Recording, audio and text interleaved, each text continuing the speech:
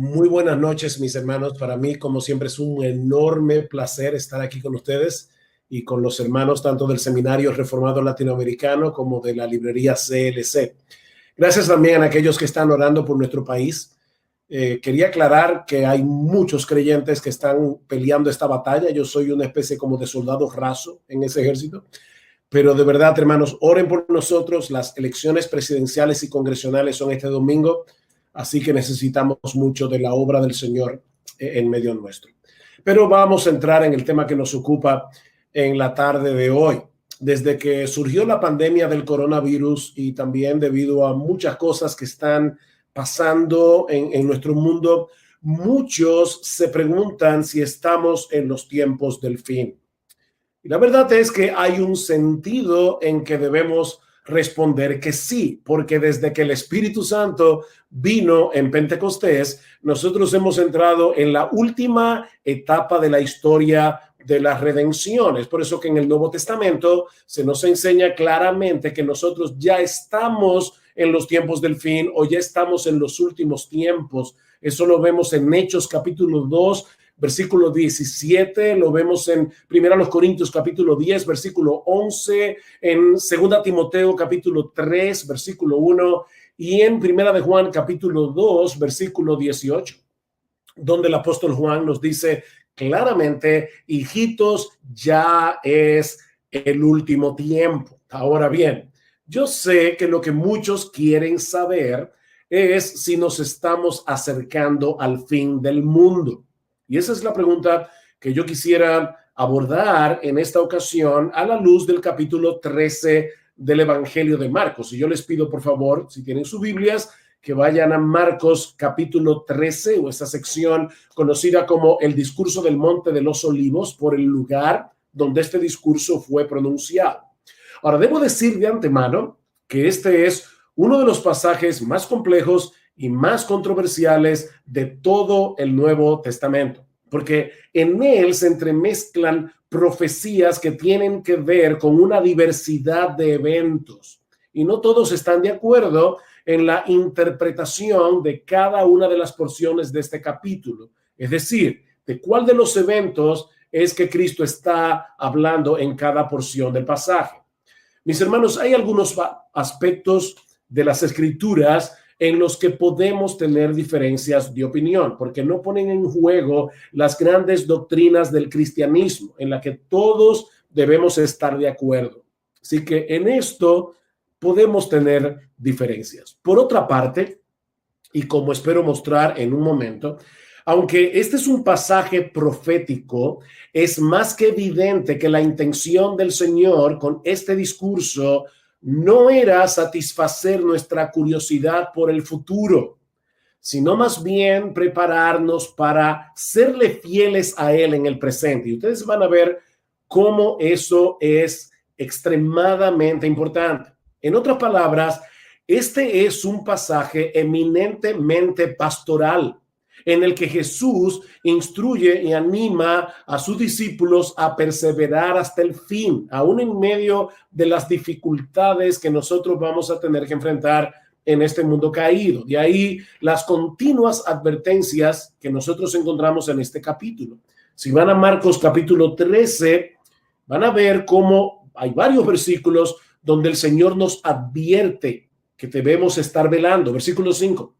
Jesús respondiéndoles comenzó a decir, mirad que nadie os engañe. Versículo 9. Pero mirad por vosotros mismos. Versículo 18. Orad pues que vuestra huida no sea en invierno. Versículo 21. Entonces, si algunos dijeren, mirad, aquí está el Cristo, o mirad, allí está, no le creáis. Versículo 23. Mas vosotros mirad. Versículo 28.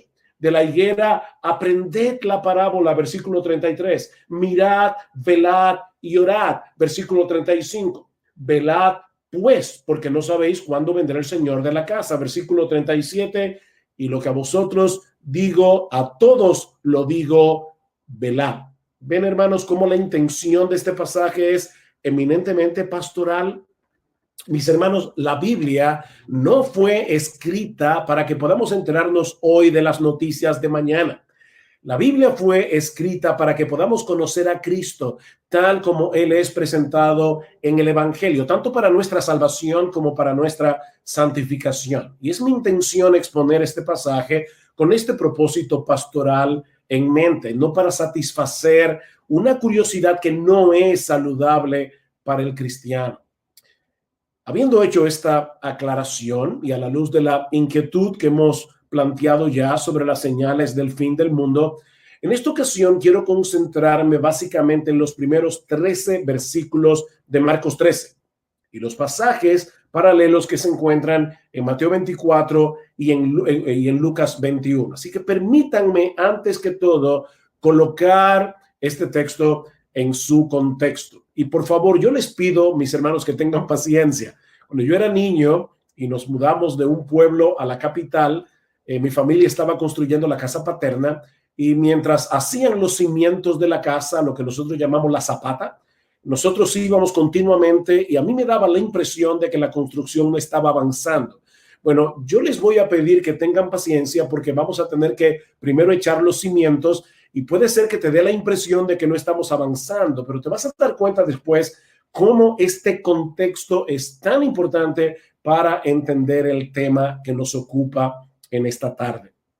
Este discurso de Monte de los Olivos fue pronunciado durante la Semana de la Pasión, que comenzó el llamado Domingo de Ramos, cuando Jesús entró por última vez en la ciudad de Jerusalén para celebrar la Pascua con sus discípulos. Miles de personas se habían aglomerado en la entrada de la ciudad, aclamando con gozo a Jesús como el Mesías, el Hijo de David. Y mis hermanos, si no conociéramos la historia y pudiéramos viajar a través del famoso túnel del tiempo hasta ese Domingo de Ramos en Jerusalén, pensaríamos que la nación de Israel estaba experimentando un avivamiento espiritual. Pero muy pronto iba a ser evidente que toda esa algarabía no era más que una fachada religiosa, que eso no reflejaba la realidad del corazón. Unos días más tarde, Israel iba a rechazar a su Mesías. Y eso tendría serias repercusiones tanto a nivel político como a nivel espiritual para esta nación que en el antiguo pacto era una teocracia. Ese lunes en la mañana, después del Domingo de Ramos, Jesús y sus discípulos se dirigían hacia el templo en Jerusalén y encuentran en el camino una mata de higuera llena de hojas pero sin fruto. Y en un acto simbólico, Jesús maldice la higuera. Ahora deben tener en cuenta que en el Antiguo Testamento el árbol de higuera representaba la nación de Israel. Jesús maldice este árbol y se seca hasta la raíz. Eso era Israel en los días del Señor. Un hermoso árbol lleno de hojas, pero que no tenía frutos, a punto de recibir todo el peso de la ira de Dios por su formalismo religioso.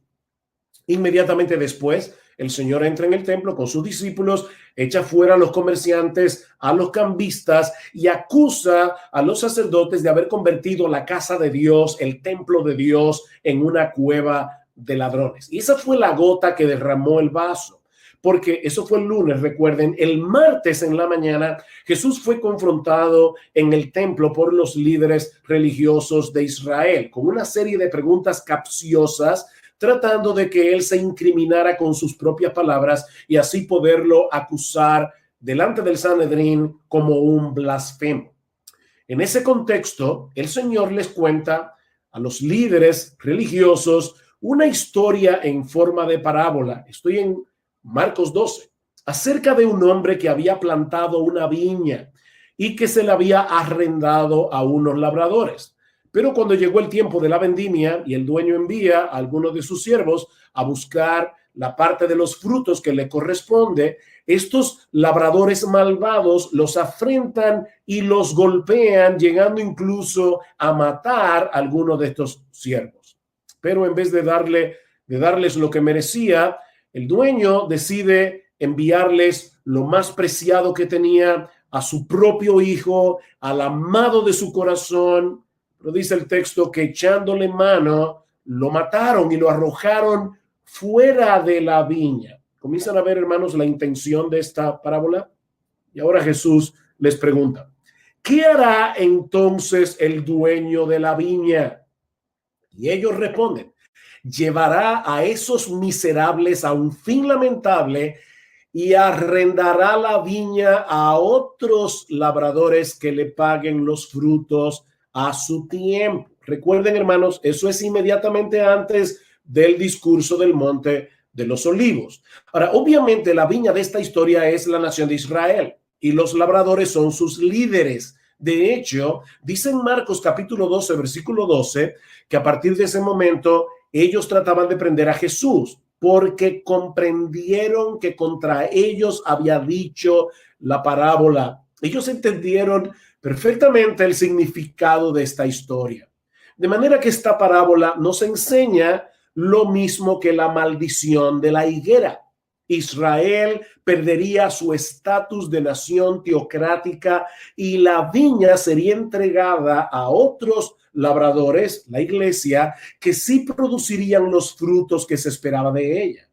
Más adelante, en ese mismo día, el Señor pronuncia unas palabras bien duras contra los escribas y fariseos. Y esto se recoge en Mateo capítulo 23. Ahora recuerden, Mateo tiene su discurso del Monte de los Olivos en el capítulo 24. Así que este discurso contra los líderes de Israel se encuentra inmediatamente antes del discurso del Monte de los Olivos. Y de nuevo Jesús vuelve sobre el mismo tema, el juicio de Dios contra Israel. Dice en Mateo 23, por tanto, mirad, yo os envío profetas, sabios y escribas. De ellos a unos los mataréis y crucificaréis, y a otros los azotaréis en vuestras sinagogas y los perseguiréis de ciudad en ciudad. Y ahora escuchen, mis hermanos, para que recaiga sobre vosotros la culpa de toda la sangre justa derramada sobre la tierra, desde el justo Abel hasta la sangre de Zacarías, a quien asesinasteis entre el templo y el altar. En verdad os digo que todo esto vendrá sobre esta generación. O sea, lo que Jesús está diciendo aquí es que el juicio de Dios habría de caer sobre Israel mientras estuviera viva esa generación que le estaba escuchando en ese momento. El Señor finaliza su advertencia con estas palabras, Mateo 23:37. Jerusalén, Jerusalén, que matas a los profetas y apedreas a los que te son enviados. ¿Recuerdan la parábola de la viña? ¿Cómo Dios envió los siervos y los apedrearon? ¿Cuántas veces quise juntar a tus hijos como la gallina junta sus polluelos debajo de sus alas y no quisiste? He aquí, vuestra casa os es dejada desierta, porque os digo que desde ahora no me veréis hasta que digáis bendito el que viene en el nombre del Señor. Ahora, yo no sé si se dieron cuenta de este detalle.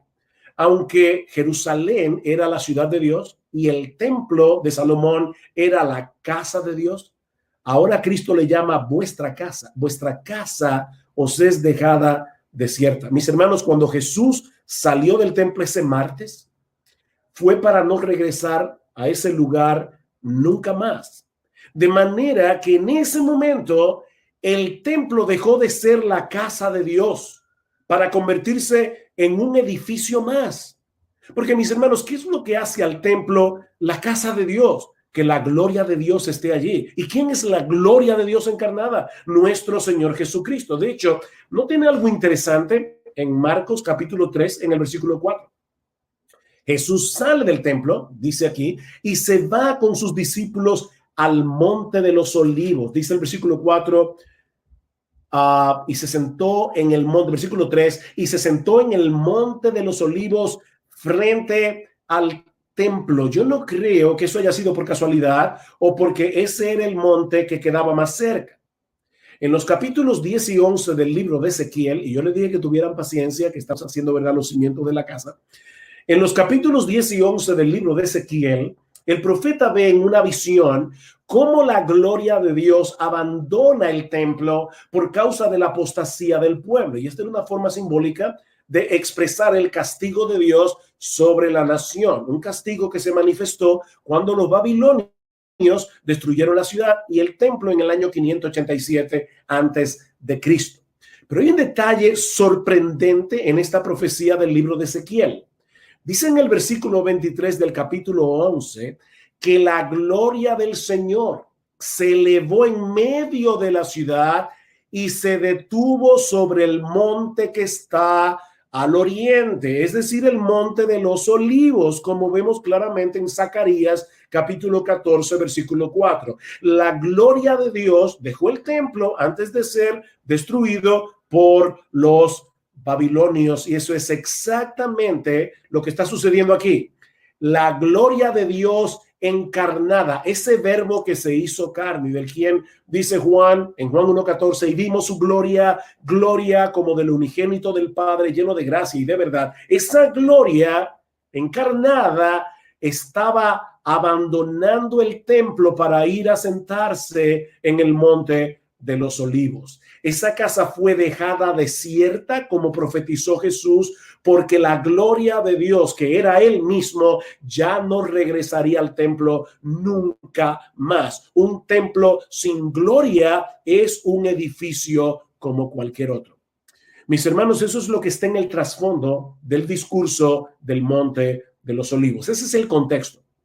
Y eso nos lleva ahora al segundo encabezado de este mensaje, es la profecía de Jesús sobre la destrucción del templo. Recuerden, Jesús les dice, vuestra casa os es dejada desierta, esta casa va a ser destruida. Tal parece que estas palabras de Jesús habían dejado en shock a los discípulos.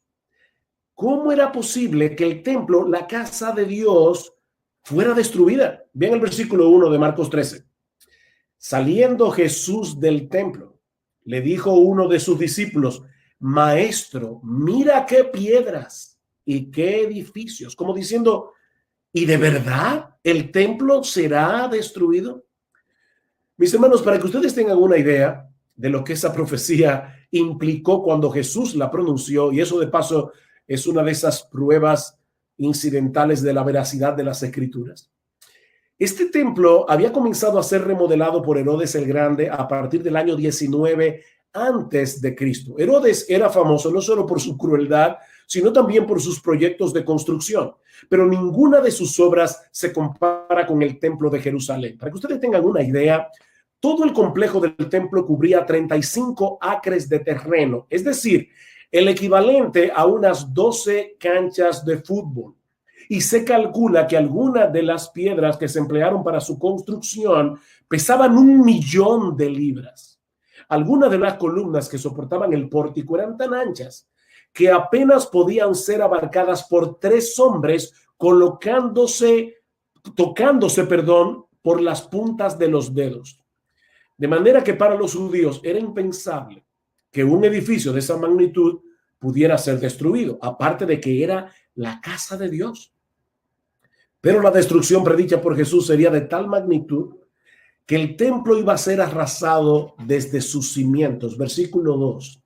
Jesús respondiendo le dijo, ¿ves estos grandes edificios? No quedará piedra sobre piedra que no sea derribada. No quedará piedra sobre piedra. Este iba a ser el clímax de la ira de Dios sobre esta nación por haber desechado a su Mesías, y es lo que se describe en los versículos 14 al 23 de Marcos 13. Mi postura es que los versículos 14 al 23 de Marcos 13 no predicen los días antes de la segunda venida, sino la destrucción de Jerusalén y del templo. El pasaje paralelo de Lucas 21 no deja lugar a dudas con respecto a esto. Dice Lucas, pero cuando veáis a Jerusalén rodeada de ejércitos, ese es el pasaje paralelo de esta porción de Marcos. Cuando veáis a Jerusalén rodeada de ejércitos, sabed entonces que su desolación está cerca. Entonces, los que estén en Judea, huyan a los montes. El Señor no puede haber estado hablando de los eventos que habrían de suceder inmediatamente antes de su segunda venida, porque más adelante, en Lucas 21-24, Él dice a los judíos, caerán a filo de espada y serán llevados cautivos a todas las naciones. ¿Ven? Eso fue lo que sucedió en el primer siglo. Y Jerusalén será hollada por los gentiles hasta que los tiempos de los gentiles se cumplan. Eso ocurrió en el siglo primero y era algo que varios de los discípulos que estaban allí escuchando el discurso iban a experimentar. Es por eso que en el versículo 23 de Marcos 13, el Señor les dice, mas vosotros mirad, ustedes que me están oyendo, miren, porque os lo he dicho todo antes de que ocurra. Tito, el hijo del emperador Vespasiano, atacó la ciudad de Jerusalén en abril del año 70 después de Cristo. Pero la ciudad resistió por un tiempo hasta que finalmente el 24 de julio los romanos capturaron la fortaleza Antonia. El 24 de agosto quemaron las puertas del templo y 2 días después le prendieron fuego al santuario. Ya para el 26 de septiembre de ese mismo año, toda la ciudad se encontraba en sus manos hasta que Tito la arrasó completamente, tal como Jesús lo había predicho 40 años antes. Solo quedaron en pie las 3 torres del palacio de Herodes en el muro occidental y parte de la muralla. Todo lo demás fue destruido. En el templo de Jerusalén no quedó piedra sobre piedra que no fuera derribada. De acuerdo al historiador Flavio Josefo, más de 1 millón de personas murieron durante el asedio, aparte de los 97,000 judíos que fueron capturados y vendidos como esclavos. Mis hermanos, esto fue una masacre total. Es por eso que Cristo va a decir en esa porción de Marcos que esa sería la tribulación más grande que la nación de Israel ha sufrido como teocracia, ni sufrirá jamás. Por esto, mis hermanos, es que era tan difícil de imaginar para los judíos, para los discípulos, que esto iba a suceder a menos que estuviera llegando el fin del mundo. Y es por eso que los discípulos conectaron la caída de Jerusalén y del templo con el fin del mundo o el fin del siglo. De ahí la pregunta del versículo 4. Vean una vez más, versículo 3 y 4. Y se sentó en el monte de los olivos frente al templo, y Pedro, Jacobo, Juan y Andrés le preguntaron aparte, dinos, ¿cuándo serán estas cosas? ¿Y qué señal habrá cuando todas estas cosas hayan de cumplirse? Perdón. En el pasaje paralelo, en el Evangelio de Mateo, encontramos la pregunta en una forma más completa. Dinos cuándo serán estas cosas, es decir, la destrucción de Jerusalén y del templo, y qué señal habrá de tu venida y del fin del siglo. ¿Ven cómo los apóstoles parecen estar conectando estos eventos al mismo tiempo? La destrucción de Jerusalén y el templo por un lado y la segunda venida de Cristo y el fin del mundo por el otro. Pero Jesús quiere hacerles ver ahora que habrá un lapso de tiempo indefinido entre estos eventos. De ahí las advertencias del Señor que encontramos en los versículos 5 al 13, lo que me lleva a mi próximo encabezado, las advertencias de Jesús. La primera de esas advertencias la encontramos en los versículos 5 al 8, y es que tengan cuidado los discípulos de no dejarse engañar por las supuestas señales de su venida y del fin del mundo. Por favor, lean conmigo Marcos 13. Voy a pedirles, yo no sé si ustedes están captando con mi computadora el ruido que hay alrededor, pero estamos en elecciones y eso es lo que pasa en mi país, se convierte en un carnaval. Pero escuchen lo que dice versículos 5 al 8. Jesús respondiéndoles comenzó a decir, mirad que nadie os engañe, porque vendrán muchos en mi nombre diciendo yo soy el Cristo y engañarán a muchos. Mas cuando oigáis de guerras y de rumores de guerras, no os turbéis, porque es necesario que suceda así, pero aún no es el fin, porque se levantará nación contra nación y reino contra reino, y habrá terremotos en muchos lugares, y habrá hambres y alborotos, y Lucas menciona también habrá pestes, habrá pestilencias. Principios de dolores son estos. ¿Se dan cuenta, hermanos? Esta enseñanza de Jesús es tan clara que resulta increíble la cantidad enorme de personas que han sido engañadas a lo largo de la historia pensando que el fin del mundo estaba a la vuelta de la esquina porque algunos de estos eventos como los que el Señor está describiendo aquí estaban ocurriendo. Pero Jesús les dice, vendrán falsos cristos, oiréis de guerras y rumores de guerras, naciones se levantarán nación contra naciones para pelear contra otros, reino contra reino, habrá terremotos, hambrunas, pestes, pandemias, pero todavía no es el fin, dice el Señor en el versículo 7. Estos solo son principios de dolores, dice Jesús en el versículo 8, y esta es una posible referencia a los dolores de la mujer encinta. Es como si Jesús estuviera diciendo que la historia del mundo ya está preñada para dar a luz en algún momento el evento glorioso de la segunda venida de Cristo. Pero ¿saben qué, mis hermanos? No tenemos ni idea del tiempo que va a durar el parto. Si hay hermanas que me están mirando, y seguramente sí, muchas que han dado a luz, saben que una mujer puede estar 3 horas en labor de parto, otra puede estar 20 horas en labor de parto. Hay hermanas que han durado hasta un día, mujeres que duran más de un día en labores de parto. Nosotros no sabemos qué tiempo va a durar este parto, eso nadie lo sabe. Sí sabemos que los dolores de la mujer encinta se intensifican y se hacen más seguidos a medida que se acerca el alumbramiento del bebé. Y de la misma manera, podemos suponer que las señales que el Señor está mencionando aquí serán más intensas, serán más seguidas a medida que nos acercamos a su venida y al fin del mundo. Pero eso sigue siendo muy impreciso. Déjenme darles un ejemplo. Imaginen por un momento a los creyentes que vivieron a principios del siglo XX.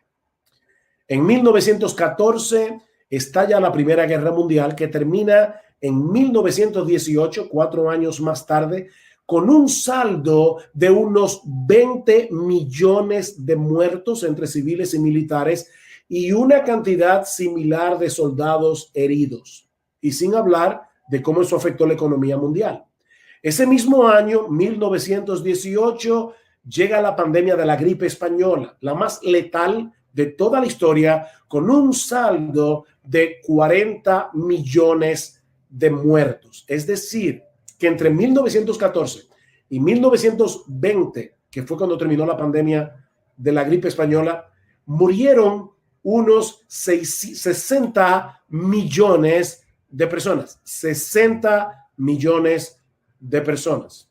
Han pasado 100 años después de estos eventos y estamos en el 2020 y todavía estamos aquí.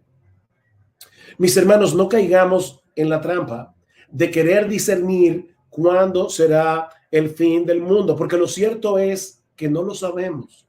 No lo sabemos. Sí, yo sé que el mundo está muy convulsionado. Yo sé que la inmoralidad parece ir rampante por todo el mundo, pero el fin tanto pudiera estar a la vuelta de la esquina como pudiera pasar décadas sin que ocurra. Y yo creo que es a eso que el Señor nos llama la atención al final del discurso. Yo le pido, por favor, que vayan a Marcos 13 y noten algo interesante aquí. Marcos 13, 14 al 23, encontramos la destrucción de Jerusalén y del templo. Versículo 24 al 27, la segunda venida de Cristo. Y ahora escuchen cómo Jesús termina este discurso. Versículo 28. De la higuera aprended la parábola. Cuando ya su rama está tierna y brotan las hojas, sabéis que el verano está cerca. Así también vosotros, a quienes ya yo les he dicho cuáles son las señales de la destrucción de Jerusalén y del templo que ocurrió en el siglo I. Dice, así también vosotros, cuando veáis que suceden estas cosas, conoced que está cerca a las puertas. De cierto os digo que no pasará esta generación hasta que todo esto acontezca. Ustedes que me están escuchando van a vivir esto. el cielo y la tierra pasará, pero mis palabras no pasarán. Así que los versículos 28 al 31 está hablando de los eventos del siglo primero. Y ahora noten el versículo 32. Pero de aquel día de la segunda venida y de la hora nadie sabe, ni aun los ángeles que están en el cielo, ni el Hijo, sino el Padre. Mirad, velad y orad, porque no sabéis cuándo será el tiempo. Ustedes se dan cuenta de la destrucción de Jerusalén. Ustedes iban a ver cosas muy claras. Cuando ustedes vean a Jerusalén rodeada de ejércitos, huyan, porque en aquellos días algunos decían, no se preocupen que ya el Mesías viene, quédense en Jerusalén, la victoria será nuestra, y por eso muchos fueron masacrados. Pero los cristianos que le creyeron a Jesús pudieron huir de Jerusalén a tiempo. De manera, mis hermanos, que la primera advertencia del Señor es que no nos dejemos engañar. No nos dejemos engañar. Estas señales bien pudieran decirnos que la venida de Cristo está a las puertas, a la vuelta de la esquina, o pudieran pasar décadas. Nosotros no lo sabemos. La segunda advertencia del Señor es la que encontramos en los versículos 9 al 13 de Marcos 13. Versículo 9 al 13. Pero mirad por vosotros mismos, porque os entregarán a los concilios y en las sinagogas os azotarán y delante de gobernadores y de reyes os llevarán por causa de mí para testimonio a ellos. Y es necesario que el evangelio sea predicado antes a todas las naciones, pero cuando os trajeren para entregaros, no os preocupéis por lo que habéis de decir, ni lo penséis, sino lo que os fuere dado en aquella hora, eso hablad, porque no sois vosotros los que habláis, sino el Espíritu Santo. Y el hermano entregará la muerte al hermano y el padre al hijo, y se levantarán los hijos contra los padres y los matarán, y seréis aborrecidos de todos por causa de mi nombre, mas el que persevere hasta el fin, este será salvo. Básicamente, lo que el Señor nos está diciendo aquí es que los creyentes vamos a sufrir persecución de un modo u otro por causa de Él, por causa de nuestra relación con Él. Pero en vez de detener el avance de la iglesia, esas persecuciones servirán más bien para el avance del evangelio. ¿Vieron el versículo 9?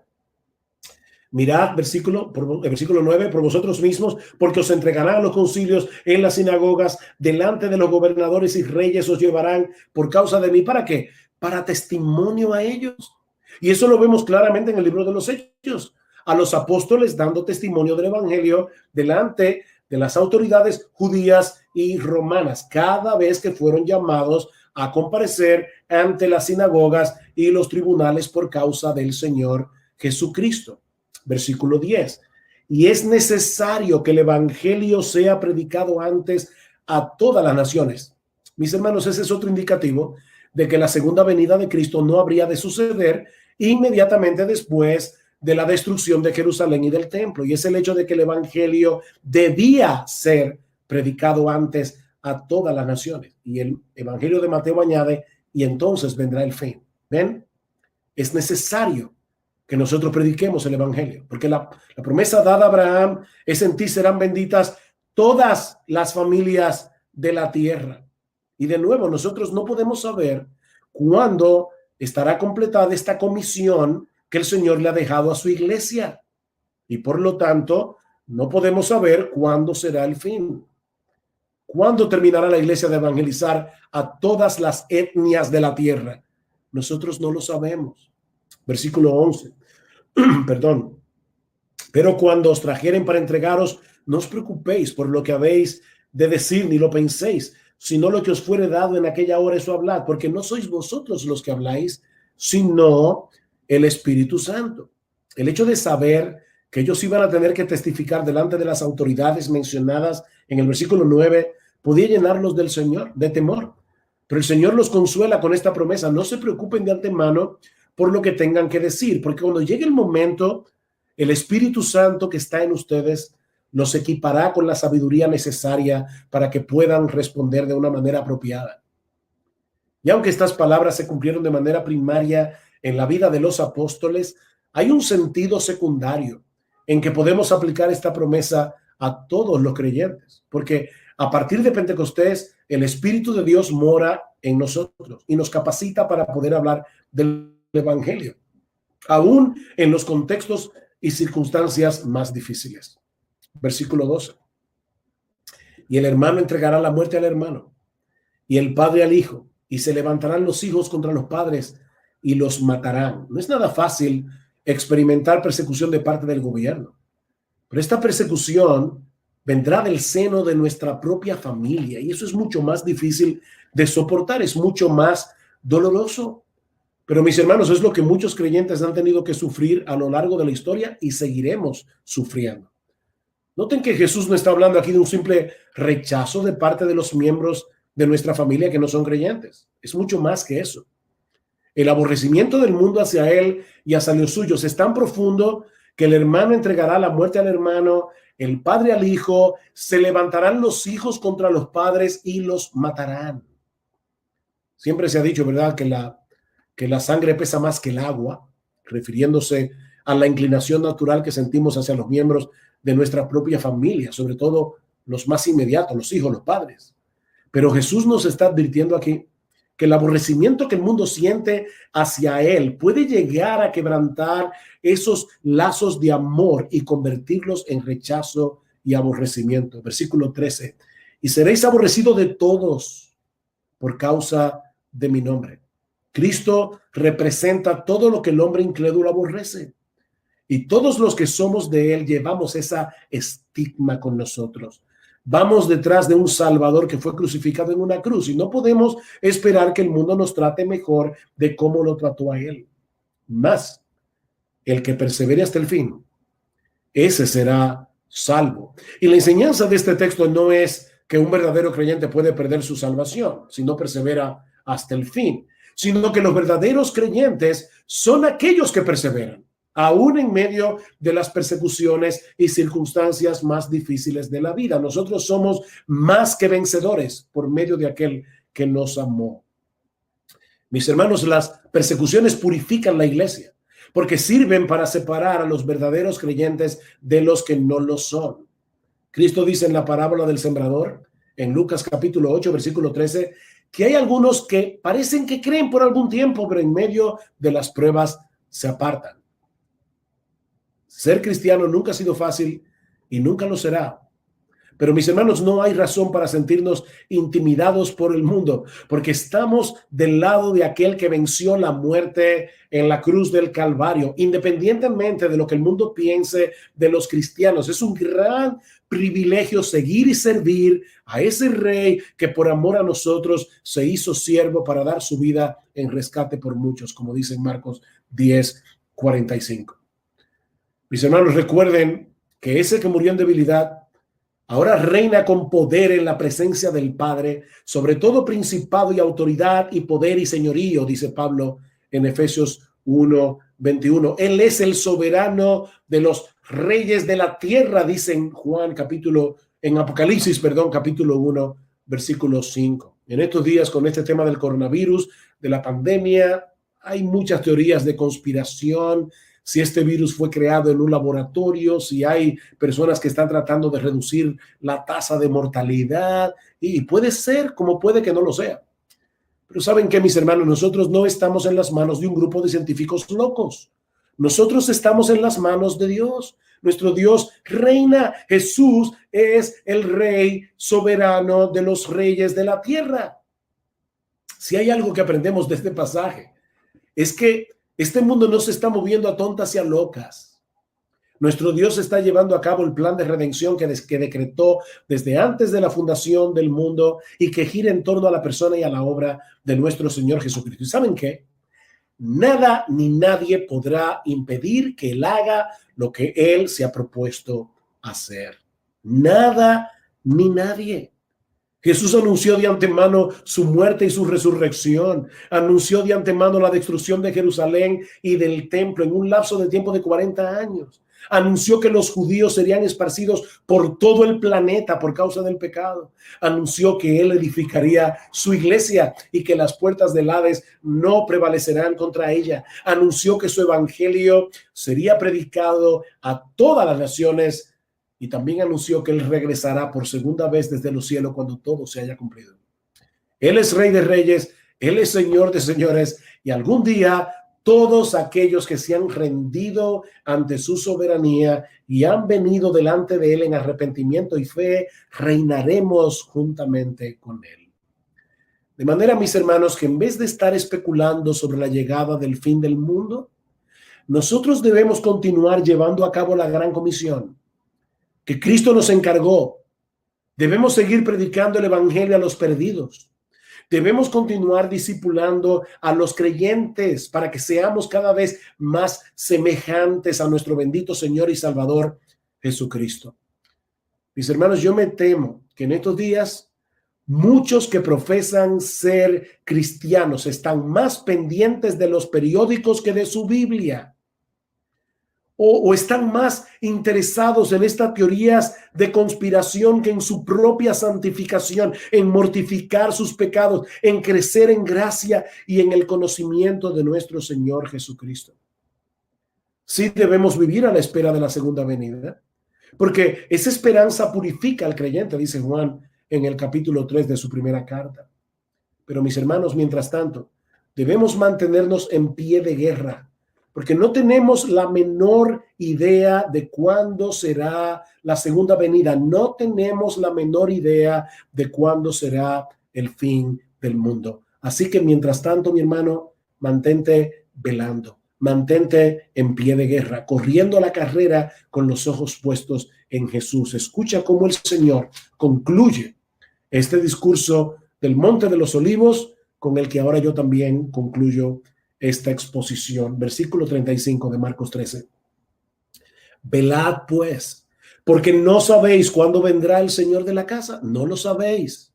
Si al anochecer o a la medianoche o al canto del gallo o a la mañana, para que cuando venga de repente no os halle durmiendo. Y lo que a vosotros digo, a todos lo digo. Velad. Velad. Mantente corriendo, mi hermano. Mantente predicando el evangelio, mantente discipulando hasta que el Señor regrese en gloria o hasta que Él te llame a su gloria. Quiere el Señor bendecir a su pueblo en todos los lugares donde estuvimos transmitiendo esta conferencia. Vamos a orar. Padre, queremos darte muchas gracias por darnos esta hermosa oportunidad de compartir una vez más tu palabra, que esperamos haya sido de bendición y edificación para tus hijos en todos los lugares de América Latina. Sé con nosotros ahora, Padre bueno, porque te lo imploramos en el precioso nombre de Jesús. Amén y amén.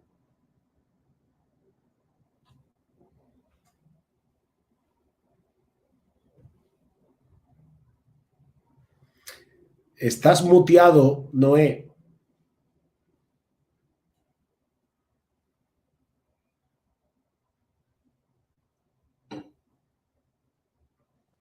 Ahora me oyen. Sí. Pastor Sugel, muchas gracias. Es un ejemplo para todos los pastores en Latinoamérica cómo usted manejó este pasaje bíblico versículo por versículo en una forma expositiva, de suerte que tengo una buena noticia y una mala noticia. La mala noticia es que usted no habló. La buena noticia es que la Biblia habló. Gloria al Señor.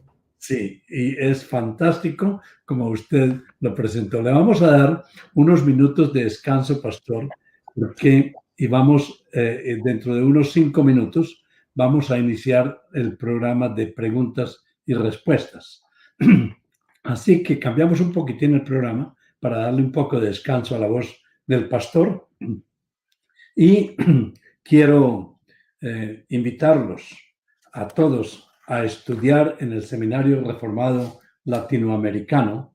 Este seminario está autorizado por el Departamento de Educación del Estado de la Florida, está afiliado a la Asociación de Seminarios Reformados de Norteamérica y está también certificado por ECFA. En este mes iniciamos el programa de doctorado y pronto lo van a ver en la red para que puedan bajar las solicitudes. Lo que el pastor dijo, cómo Dios está utilizando esta pandemia para llevar la palabra de Dios a todas partes. Les quiero decir que hace 2 semanas, cuando presentamos el libro de los Romanos, más de 5,000 personas entraron solamente a YouTube, aparte de las otras, y se matricularon más de 100, o sea, han pedido solicitud más de 150 nuevos estudiantes en toda Latinoamérica. Tenemos el seminario en Centroamérica también, que comienza desde El Salvador y Honduras, y también en Chile, a quienes les damos la bienvenida, e invitamos a los estudiantes a que inicien, que comiencen a hacer solicitud para el internado que comienza en enero en Medellín, y tenemos un cupo limitado para 50 hombres que deseen estudiar por todo el año, y es interesante. No estamos tratando de hacer dinero, es totalmente gratuito, se les da alimentación, se les da el estudio, el sitio donde vivir. Bueno, les regalamos el agua y el aire para respirar. Bueno, de todas maneras, este es el sitio donde pueden matricularse en el seminario. Aparte de eso, la próxima semana, el 13 de julio, vamos a tener un taller donde vamos a enseñar toda la Biblia, desde el Génesis hasta el Apocalipsis, en 8 días, desde las 6:30 de la tarde hasta las 9 de la noche, desde hora colombiana. Obviamente, está la librería CLC, tiene en venta la Biblia Thompson, que es una Biblia donde parece una biblioteca, pero también el doctor R.C. Sproul ha preparado una Biblia que también se va a comenzar a llegar a Latinoamérica, la Biblia reformada, con comentarios. Los invito entonces para el día 13 de julio a iniciar un panorama de toda la Biblia para motivarlos no solamente a ustedes, sino a las familias y a los niños a leer la Biblia. La vamos a hacer de una forma dinámica y en una forma total, panorámica, bien comprensiva. También les quiero dar un agradecimiento muy especial a los hermanos de la librería CLC, al hermano Pavón de Colombia, el pastor Borque de Panamá y al hermano de Chile, que están esta noche con nosotros, y ahora los quiero invitar para que den un saludo especial a todas las personas que nos están escuchando. Doctor Noé Acosta, qué gusto aquí saludarlo desde casa y esperando el momento en que podamos estrechar las manos. Estamos muy contentos y maravillados. Tengo las manos congeladas de tanto escribir. ¡Wow! Esto fue espectacular y así me imagino que están todos. Necesitamos ahorita hacer masajes para descansar y tenemos pues unos recursos espectaculares también que el Seminario Reformado Latinoamericano, en conjunto con el pastor Sugel Michelén, quisieron que recomendáramos nosotros libros que tenemos para recomendar en esta noche, así que habrá un espacio más adelantito para hablar de ellos y es un honor para nosotros podernos conectar y trabajar juntos para la edificación del cuerpo de Cristo, de la iglesia. Qué honor, mi doctor Noé, poder estar juntos en esta conferencia. Muchas bendiciones y saludos a todas las personas que nos están viendo a nivel de toda Latinoamérica y no sé qué otros países del mundo están, pero hay muchos conectados de diferentes países. Un saludo, mi doctor Noé.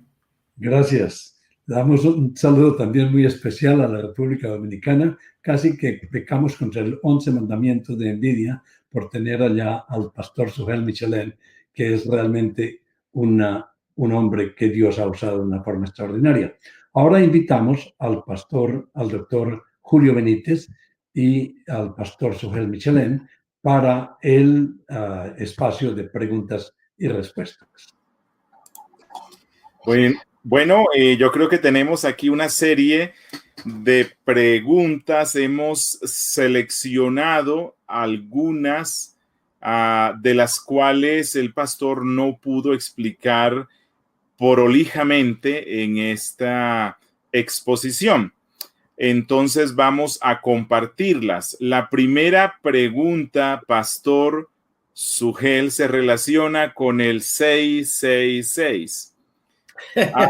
Preguntan, todas estas ideas del chip que están, bueno, aquí lo ponen como si fuera ya algo que se está dando ya, que están implantando en personas, ¿tiene relación con lo que la Biblia dice y el 666? Bueno, indudablemente, en un tiempo breve de preguntas y respuestas, es muy difícil dar una explicación amplia de este tema. Solamente quiero decirles lo siguiente, hermanos, si ustedes leen Apocalipsis con calma, se van a dar cuenta que ahí no solamente se habla de la señal de la bestia, sino también de la señal del cordero. Y dice claramente que aquellos que tienen la señal de la bestia son aquellos que son inconversos, son aquellos que no se les implanta a la fuerza una señal, sino que ellos se dedican a sí mismos a la bestia. O sea, son personas que adoran voluntariamente a la bestia. Así que mira, si tú eres creyente, de verdad, mi hermano, no te inquietes ni te preocupes con este tema, porque de seguro que a ti nunca te van a poner esa señal, porque ya tú tienes la señal, el sello del Cordero, ya tú tienes el sello del Espíritu Santo, dice Pablo en Efesios, y de hecho en 2 Timoteo, capítulo 2, también el apóstol Pablo dice en el versículo 19, pero el fundamento de Dios está firme teniendo este sello. Conoce el Señor a los que son suyos y apártese de iniquidad todo aquel que invoca el nombre de Cristo. Así que miren, mis hermanos, no voy a entrar en interpretar que es el 6.6 de Apocalipsis 13, pero sí te puedo decir que no tiene nada que ver con ninguna vacuna, no tiene nada que ver con ningún chip, ni va a ser nada que te van a imponer a la fuerza. El sello de la bestia, cada incrédulo lo elige, lo recibe voluntariamente. Gracias. Ok. Siga. No, ya, que tenemos otro sello, es el sello del Cordero, un sello para el cual fuimos predestinados, dicen en Apocalipsis 3 y 17, desde antes de la fundación del mundo. Gracias, pastor. En Marcos capítulo 13, versículo 22, el Señor dice, entonces, en el 22, porque se levantarán falsos cristos y falsos profetas y harán señales y prodigios para engañar, si fuese posible, aún a los escogidos. Alguien está preguntando, ¿fue su cumplimiento únicamente en el pasado o tiene algún sentido actual ante la próxima venida de Cristo? Mira, es indudable que la destrucción del templo y de Jerusalén en la misma Biblia se usa como algo tipológico de lo que va a suceder antes de que Cristo vuelva.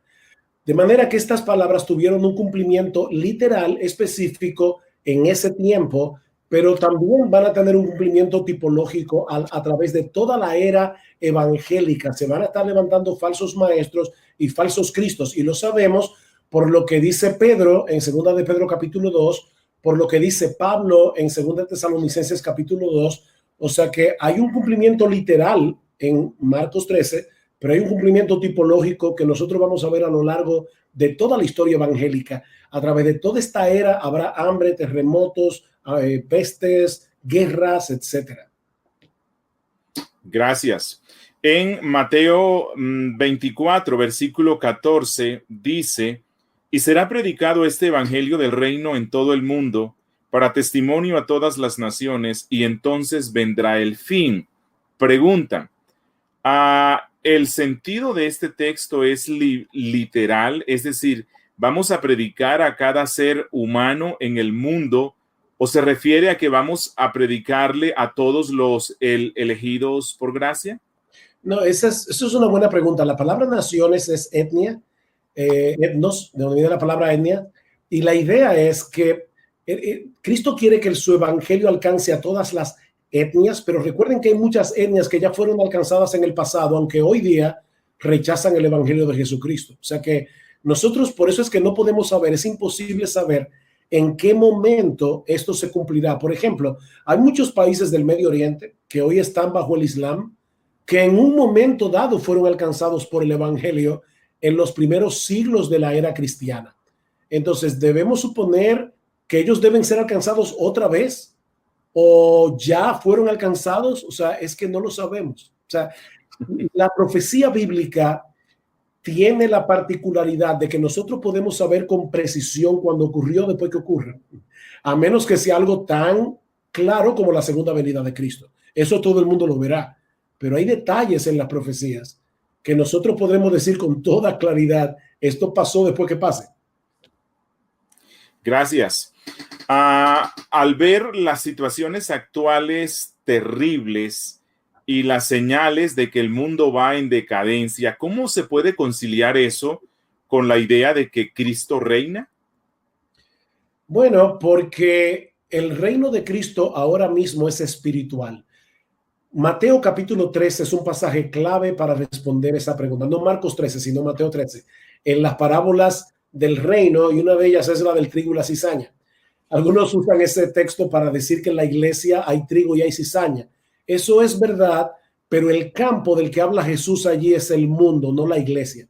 Y lo que Cristo está diciendo es, le voy a decir un misterio, y el misterio es que aunque yo vine ya como rey del reino, ahora estamos en una etapa de siembra de la palabra. Por eso la primera parábola de Mateo 3 es la parábola del sembrador.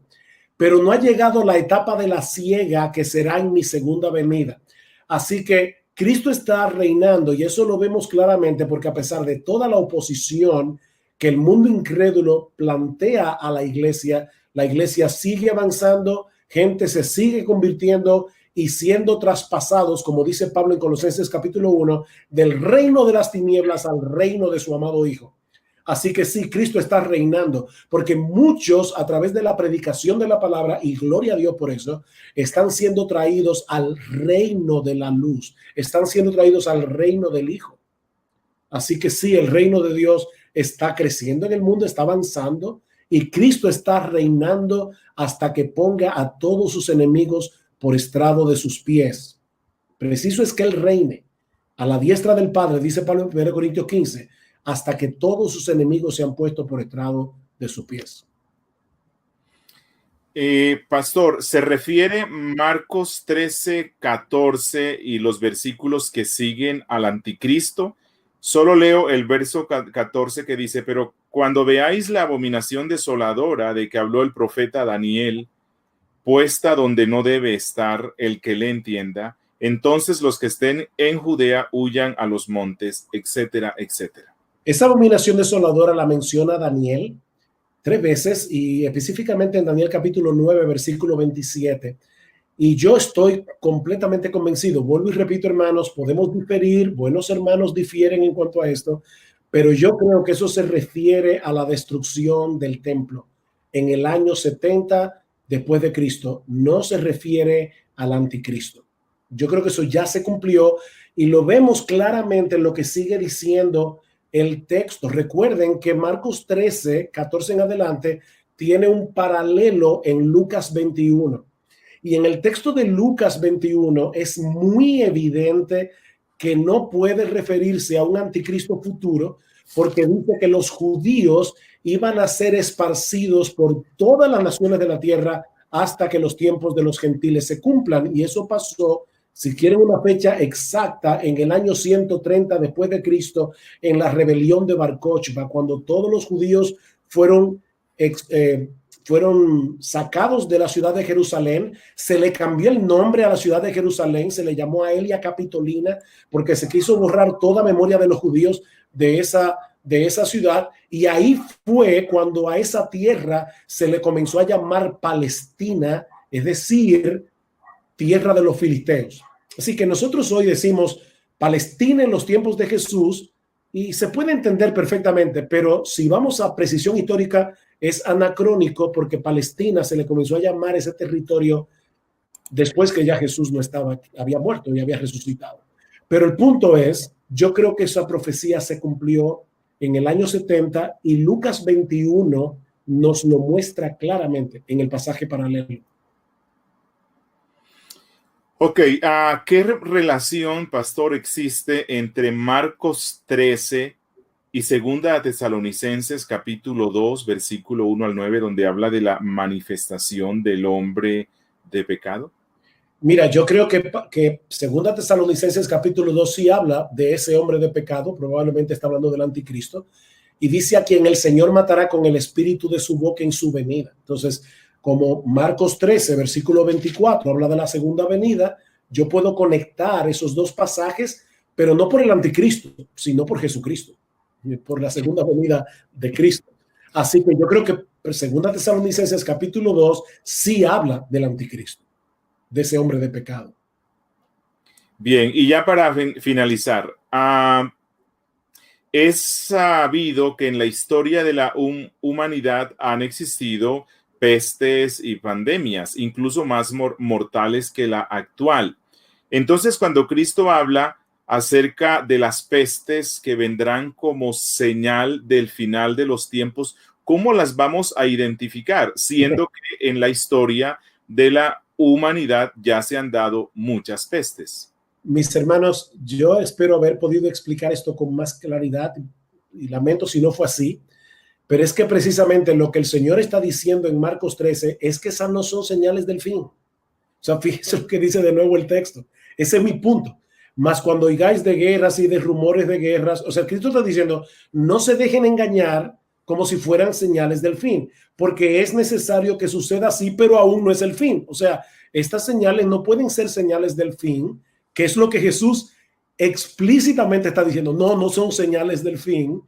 Y no lo son precisamente porque a lo largo de toda la historia van a haber hambres, terremotos y por esa razón pestes. Imagínense la Edad Media, la peste bubónica mató 1/3 de la humanidad, 1/3 de la humanidad. Yo estoy seguro que las personas pensaron, no, seguro que ya se está acabando el mundo y todavía estamos aquí. Entonces, no, mi hermano que hizo la pregunta, gracias. No, es que no son señales del fin.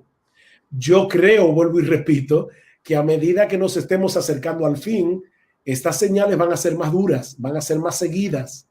Pero eso no es preciso. O sea, yo no puedo decir que ya faltan 5 años, o faltan 3, o faltan 20, o faltan 50. De verdad, nosotros no lo sabemos. Y mi temor, yo tengo varios temores con esto. Un temor es que nosotros hablemos más del anticristo que de Cristo. Y yo creo que eso es una táctica del diablo para que no prediquemos el evangelio. 2, que algunos estén diciendo, bueno, ya esto se está acabando, vamos ahora ya a esperar la segunda venida y dejemos de hacer lo que Cristo explícitamente nos mandó a hacer, predicar el evangelio a los perdidos y hacer discípulos hasta que Él vuelva. A Martín Lutero le preguntaron, ¿qué tú harías? No sabemos si eso es histórico, pero dice la historia, que a Martín Lutero le preguntaron, ¿qué tú harías si tú supieras que mañana es el fin del mundo? Dijo, bueno, yo planto un árbol de manzana. O sea, en otras palabras, yo voy a hacer lo que Cristo me ha mandado a hacer y no solamente está la gran comisión, sino el mandato cultural, ¿verdad? En Génesis. Así que yo voy a seguir cumpliendo el mandato cultural y el mandato, la gran comisión, hasta que Cristo vuelva. Gracias por estas excelentes respuestas. Entonces vamos a continuar con el hermano Noé Acosta. Gracias, Pastor Sujal. Fue muy interesante la pregunta sobre la marca, porque como usted dice bien claro, la marca externa no cambia para nada el corazón entregado a Cristo. O sea que si alguien le pone una marca o lo que sea, eso no le va a cambiar en absolutamente el corazón, así que no tenemos que tener miedo de ninguna marca externa. Nuestra relación con Cristo no va a cambiar y la posición del Espíritu. La otra cuestión que... Perdón, perdona, porque ya el tiempo de pregunta y respuesta se acabó, pero solamente para leer este texto y tranquilizar el corazón de los hermanos. Dice Apocalipsis capítulo 13, Dice, y engaña a los moradores de la tierra con las señales que se le ha permitido hacer en presencia de la bestia, mandando a los moradores de la tierra que le hagan imagen a la bestia que tiene la herida, etcétera, etcétera. Dice,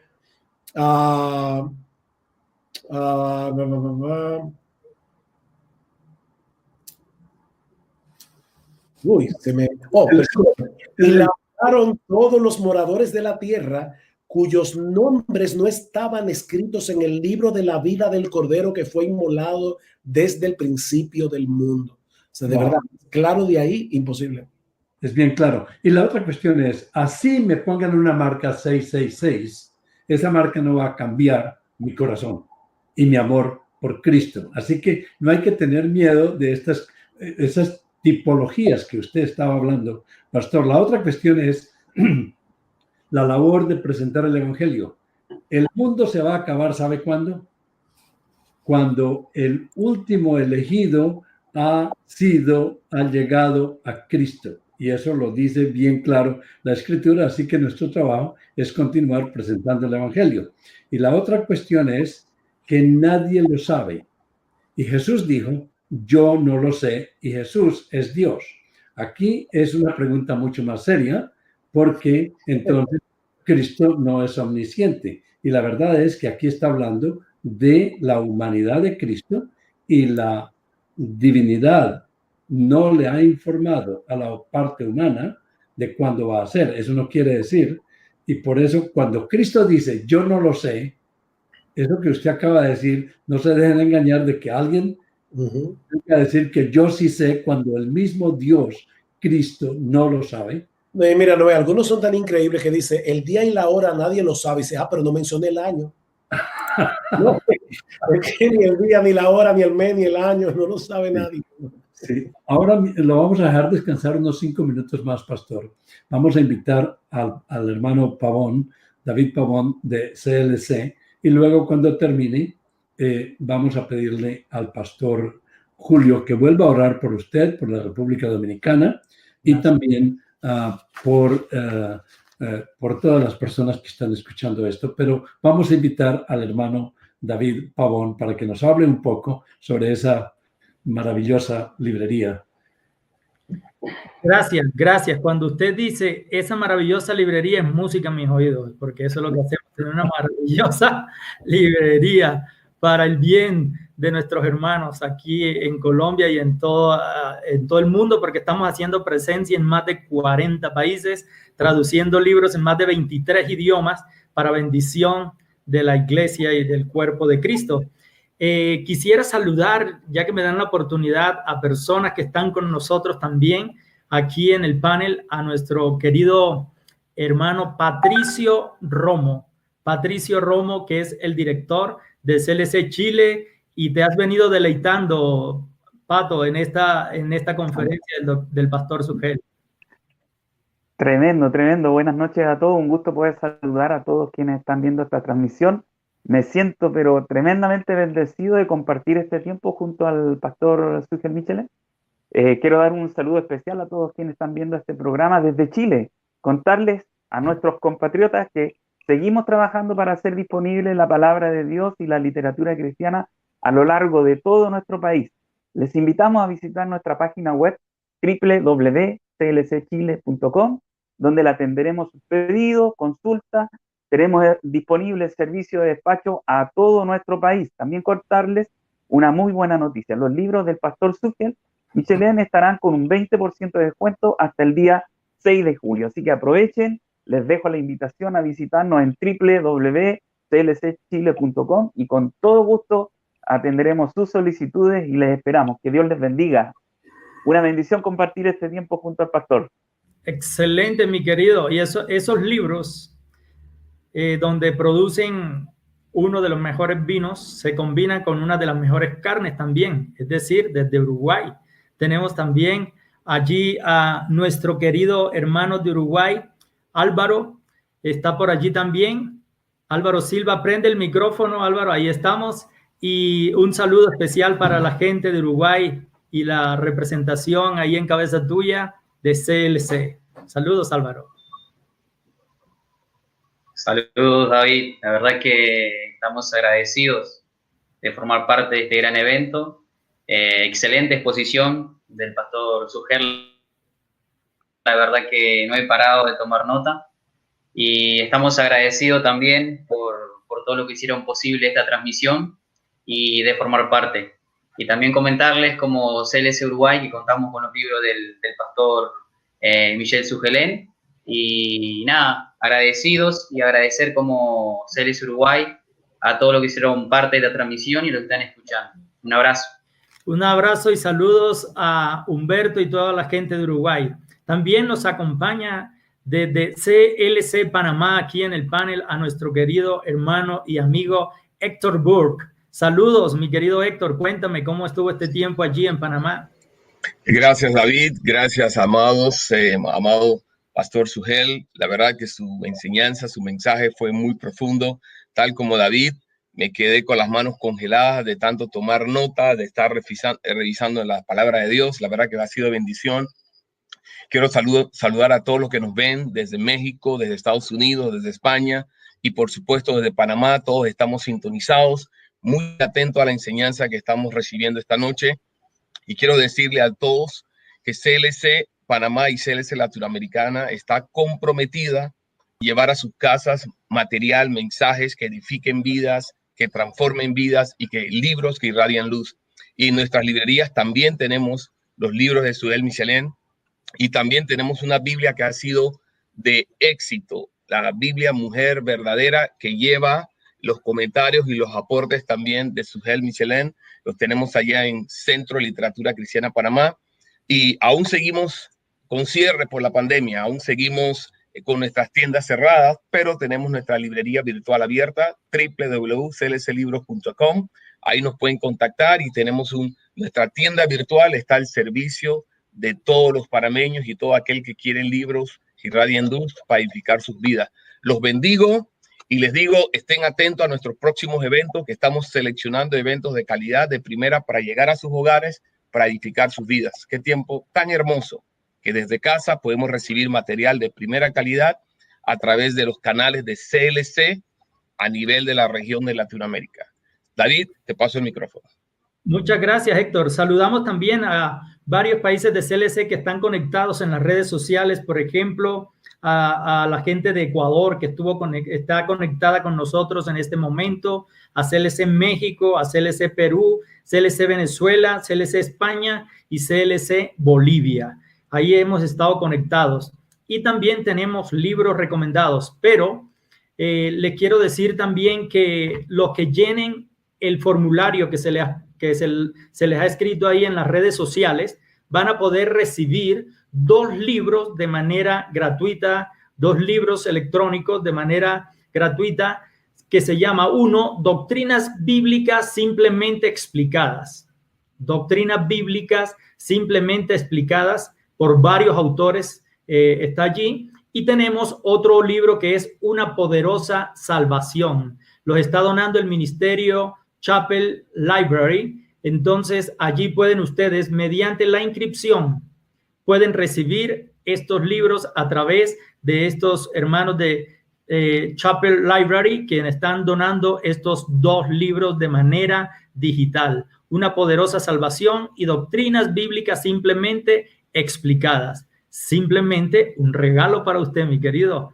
También tenemos otros recursos que estamos listos aquí, y es el libro Un Mejor Pacto. Yo aquí lo tengo en mis manos y ahí se está proyectando también por este hermano Pascal Denot, y le estamos recomendando sobre la fundación doctrinal del credobautismo, una comparación bíblica e histórica entre el credobautismo y el pedobautismo, y es la edición revisada. Ahí lo tenemos. Estos son libros recomendados en esta sección. Vamos con otro libro. Wow, La crianza de los hijos, 14 principios del evangelio que pueden cambiar radicalmente a tu familia. Uno de estos principios es que es un llamado el ser padre, y el principio es: nada es más importante en tu vida que ser un instrumento para formar el alma de una persona. Y tenemos otro acerca del control. El principio dice así: la meta de la crianza no es el control del comportamiento, sino la transformación del corazón y la vida. Un súper recomendado del doctor Paul David Tripp, La crianza de los hijos. Tenemos allí esto es una biografía que hace el doctor Stephen Lawson sobre la vida del señor William Tyndale, quien fue la persona que Dios usó para traducir de los idiomas griego y hebreo al inglés. William Tyndale estaba conmocionado porque la Biblia se leía en latín y él dijo: si la logro traducir al inglés, yo sé que si se la reparto aún al campesino más humilde, él va a poder tener un conocimiento mejor que el mismo Papa, porque la Biblia la tiene en un lenguaje, en el lenguaje materno. Y esta es una biografía del hermano William Tyndale, un hombre que murió por traducir la Biblia del griego y al hebreo al inglés, y se le debe mucho a este hombre. Aquí está este libro también, súper recomendado. Tenemos aquí, por toda una autoridad, el doctor R.C. Sproul, con este libro. Estamos en los últimos tiempos. ¿Cuándo sucederán estas cosas? Dice: guerras, rumores de guerra, hambres, terremotos, calentamiento global. Jesús dijo que todas estas cosas ocurrirán antes de su venida y del fin del mundo. Esto es un tema muy interesante, muy actual y muy de la mano a lo que el pastor Sugel ahorita estaba recomendando. Así que lo tenemos también disponible. ¿En dónde? En las librerías de CLC Latinoamérica, y no solamente en las librerías CLC de Latinoamérica. Hay otras librerías que también se vinculan y adquieren recursos por medio de CLC en la librería favorita de tu ciudad. Ahí puedes conseguirlo, que CLC también le surte a ellos también. Tenemos un libro fabuloso, son devocionales, 365 devocionales, nada más y nada menos que del señor Charles Spurgeon, del mismo que escribió del Cheques del Banco de la Fe, promesas de aliento y de ánimo para cada día, una lectura que te inspira, muy recomendado también. Allí lo tenemos disponible. Adelante. Tenemos, wow, mira este, del doctor A.W. Tozer, el conocimiento del Dios Santo. ¿Qué necesitas conocer de nuestro Dios Santo? La santidad, la Santa Trinidad, la autoexistencia de Dios, la autosuficiencia de Dios. Dios es eterno, infinito, inmutable, omnisciente, sabio, omnipotente, trascendente, fiel, bueno, justo, misericordioso, amor, santidad, soberanía. Wow, una cantidad de información que es útil para la transformación, ¿sí? Útil para la transformación. Esto es uno de los hombres que ha aportado bendiciones al cristianismo. Así que también lo tenemos disponible para que lo puedas adquirir en cualquiera de nuestras librerías. La predicación cristocéntrica también lo tenemos ahí del hermano Brian Chappell. Predicación cristocéntrica. El protagonista de la Biblia es nuestro Señor Jesucristo. Y cuando se expone la palabra de Dios, se debe mostrar la Biblia y mostrar al Señor Jesús. Ahí tenemos predicación cristocéntrica para todos los pastores y líderes y aquellos predicadores laicos que se están preparando para exponer sermones. Tenemos una herramienta allí como un beneficio para que tu mensaje sea de una manera más efectivo. Tenemos instrumentos en las manos del Redentor, del mismo autor de la crianza de los hijos, el doctor Paul David Tripp, disponible también, instrumento en las manos del Redentor. Lo tenemos allí disponible también para que lo puedas adquirir. Muchas gracias, mis queridos. Y con esto creo que estamos cerrando allí la sección de literatura. Wow, tenemos una oportunidad de instruirnos. Ahorita estábamos fascinados con el pastor Sugel uno de los lectores asiduos de buena literatura es el pastor Sugel. En cada una de las enseñanzas él está recomendando literatura y literatura y literatura. Este hermano Sugel, pastor Sugel, es un hombre que lee libros de buen contenido y ellos quisieron que recomendáramos esta serie de 10 libros para que ustedes los puedan tener. Esperamos que los hayan podido tomar foto o escribir y en las librerías les estamos esperando. Visiten a las librerías de CLC Colombia. Acuérdense que tenemos nuevos horarios para las librerías de Bogotá. Las de fuera de Bogotá tienen sus horarios tradicionales, pero en Bogotá estamos acatando las normas de nuestras autoridades, atendiendo a partir de las 12 del mediodía. Pero si quieres antes, lo podemos hacer también a través de nuestra tienda online, sirviendo para cualquier región del país con libros que irradian luz y cambian vidas. Porque para eso está CLC, para que la gente conozca de Cristo y los que conocen de Cristo maduren su fe con estos recursos. Muchas bendiciones y gracias por estar conectados.